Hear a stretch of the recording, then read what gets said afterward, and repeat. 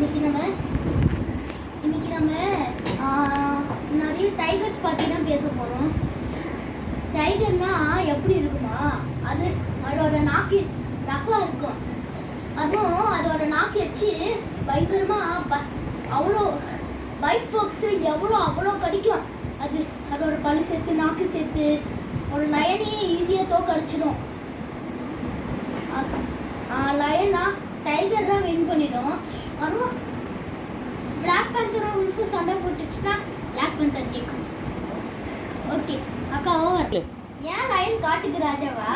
அது ஏன்னா எல்லாரோட பெருசாக இருக்கும். அதுவும் அது சண்டை போட்டு ஈஸியாக ஜெயிச்சிடும்.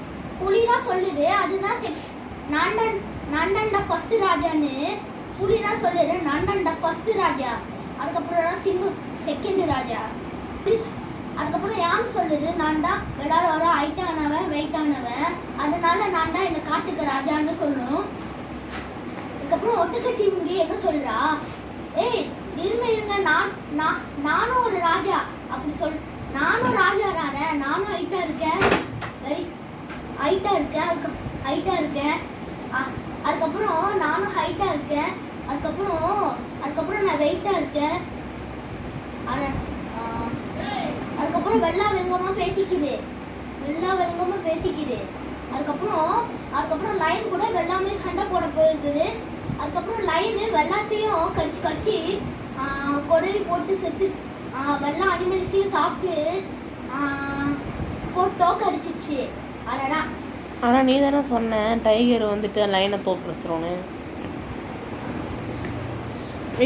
ஏன்னா ஈஸியாக லைனை தோக்கடிச்சிடும். அதோட டைகரோட நாக்குனா அது ரொம்ப ரஃப்பாக இருக்கும். அதுவும் சூப்பராக இருக்கும் டைகரோட. நீங்கள் டைகரை பார்த்துருக்கீங்கன்னா, நீங்கள் ஜூக்கு போயிருக்கீங்கன்னா லைக் பண்ணிடுங்க. ஒரு வீடியோக்கு like and share and subscribe பண்ணிடுங்க.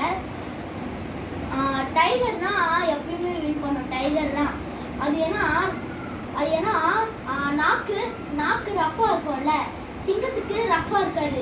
சிங்கம் தோத்துரும். அதனால தான் டைகர் ஜெயிக்குது.